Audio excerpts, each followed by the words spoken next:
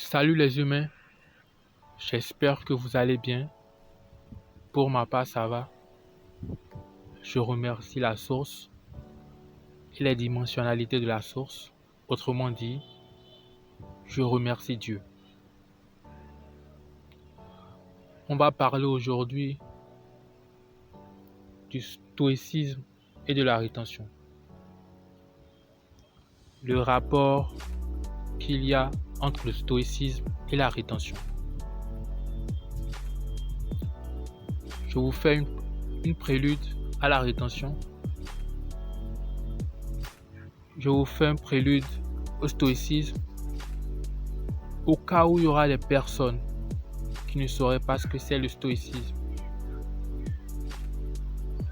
Le stoïcisme est un courant de pensée philosophique,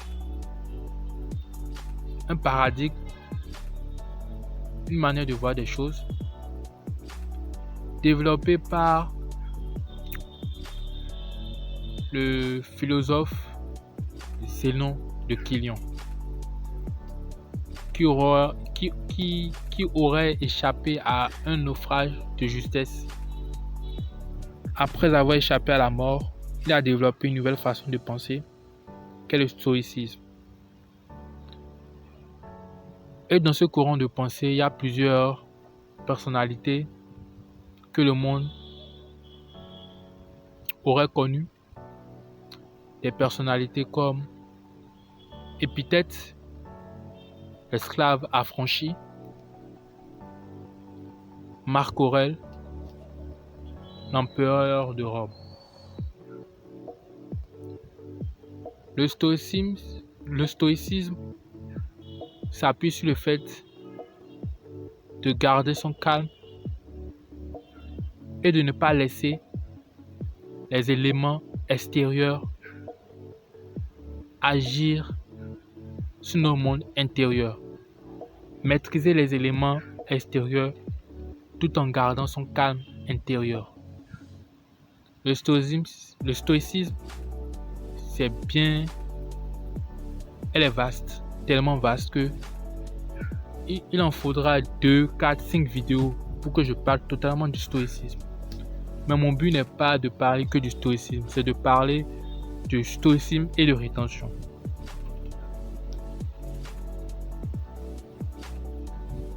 Comme je l'ai dit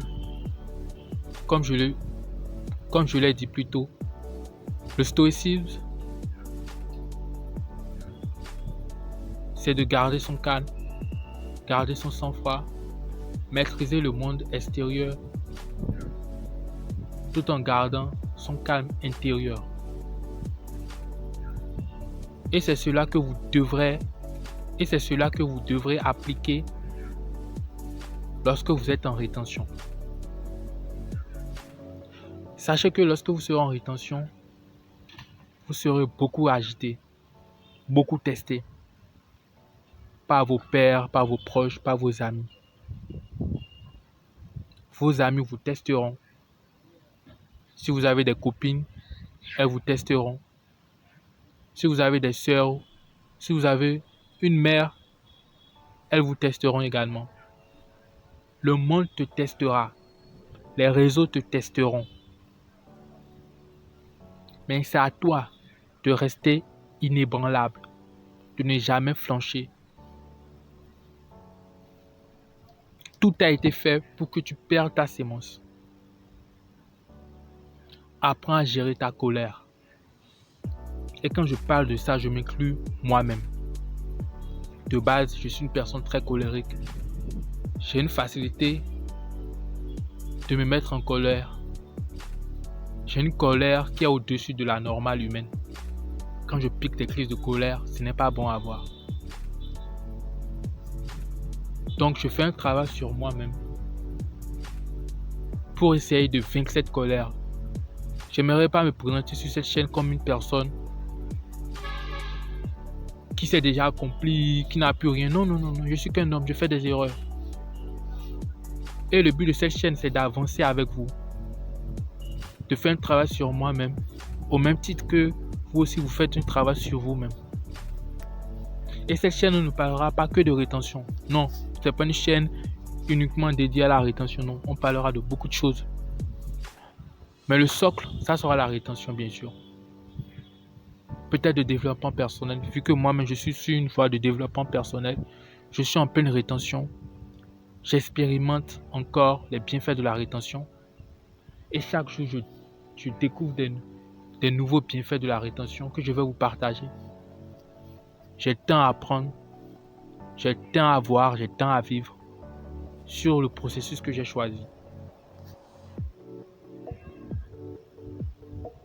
Tu seras testé, jeune roi. Tu seras continuellement testé. Même pas la vie pourra te tester. Je me rappelle encore il y a 2 ou 3 jours, j'étais sur mon ordi, j'essayais de craquer un logiciel que j'avais vraiment besoin pour mon travail.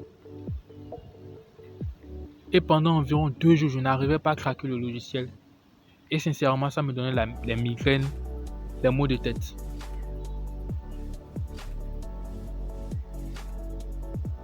Je devais faire un travail très important que je devais rendre. C'était hier, oui, hier. Bon, au moment où je fais cette vidéo, bon, les jours ont passé. Bon, bref, vous me comprenez. Du coup, je n'arrivais pas à craquer le logiciel. Ça m'a saoulé. À un moment, j'ai ressenti de la colère. J'ai ressenti de l'énervement. Je sentais la colère en moi voulait monter. Et quand ça arrive souvent, je pète les câbles, je peux jeter le PC, je peux faire tout ce qui ne sera pas bon pour moi. Parce que je sentais que ça commençait pas à accaparer mon esprit. Parce que je n'arrivais pas à craquer le logiciel. Et je commençais à sentir la colère monter en moi. Et là, je me suis dit, wow. Faudrait que tu te calmes. J'ai respiré un bon coup et j'ai analysé la situation. Je me suis dit dans mon fort intérieur, le fait de me mettre en colère, est-ce que cela changera-t-il le fait que je n'arrive pas à craquer le logiciel? Non. Je me suis posé cette question, non. Ça ne changera à rien le fait que je n'arrive pas à craquer le logiciel. Vaut mieux que je me calme. Alors, j'ai laissé mon ordinateur un moment. J'ai pris mon téléphone.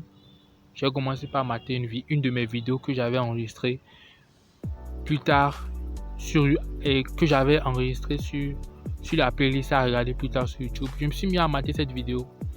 Et là, je me suis mis à occuper mon esprit. J'étais vraiment concentré sur ma vidéo. Je prenais du bon temps. Cette vidéo m'édifiait, me nourrissait mon âme. En ce moment, je me suis dit, tiens, et si j'essayais une nouvelle façon de faire? Et vous ne le croirez même pas. C'est un truc simple que j'avais omis de faire depuis le départ. Je l'ai juste fait en 5 minutes. J'ai réglé le problème. J'ai réussi à craquer l'application. J'ai réussi à craquer le logiciel. En 5 minutes, j'ai réussi à craquer le logiciel. Pourtant, ça m'a pris des jours avant de le faire. Parce que les autres jours, j'étais dans une énergie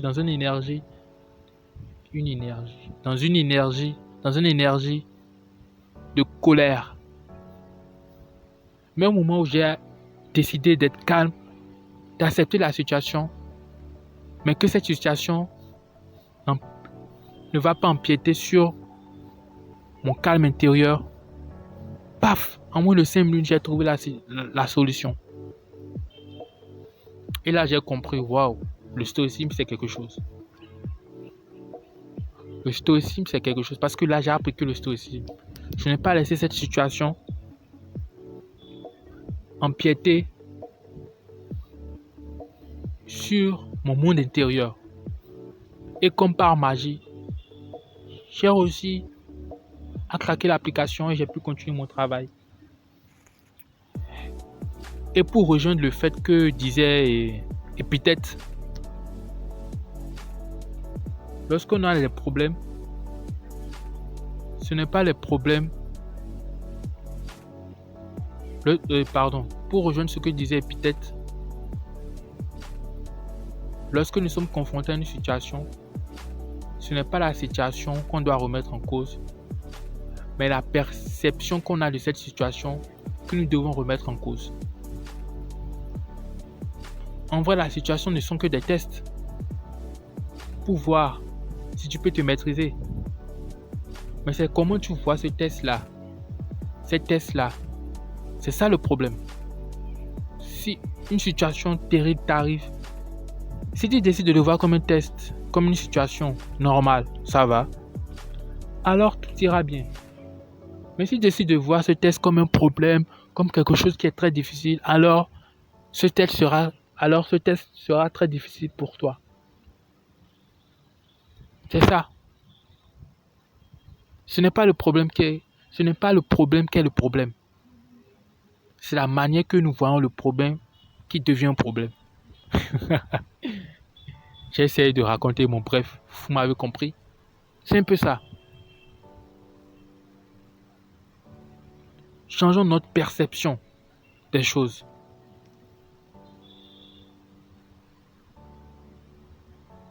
Tu débloques toujours des niveaux. Lorsque tu pratiques le stoïcisme et la rétention, tu débloques toujours des niveaux plus hauts. C'est comme un jeu. Tu débloques des level 1, level 2, level 3. Tu avances. Plus tu as des tests, plus tu gardes ton calme, plus tu avances. Plus tu as des tests, plus tu gardes ton calme, plus tu avances.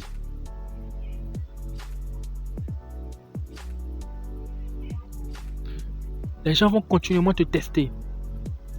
C'est comme ça. J'aimerais pas faire cette vidéo trop longue. Peut-être il y aura une partie 2 si vous voulez que je continue sur le stoïcisme et la rétention. J'ai plein d'anecdotes sur comment j'ai pu gérer mon calme lorsque j'étais en rétention. Sur comment je sentais que la colère voulait m'emporter, mais j'ai su garder mon calme, j'ai su garder mon appréhension. J'ai su bien appréhender les situations auxquelles j'étais confronté. C'est cela, mettre le stoïcisme dans la rétention. J'espère que vous avez aimé. N'hésitez pas à commenter, à partager, à liker. Dites-moi si vous voulez une partie 2. Si vous voulez une partie 2, je fais une partie 2.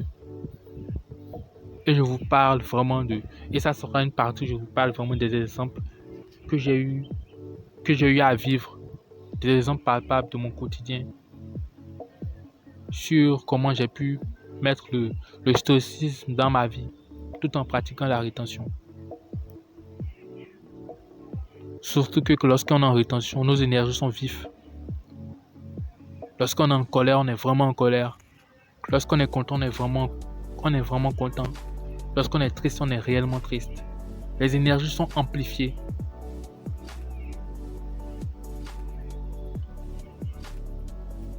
Bon, je m'arrache d'ici, j'ai assez parlé. Bonne journée à vous les humains. Voilà.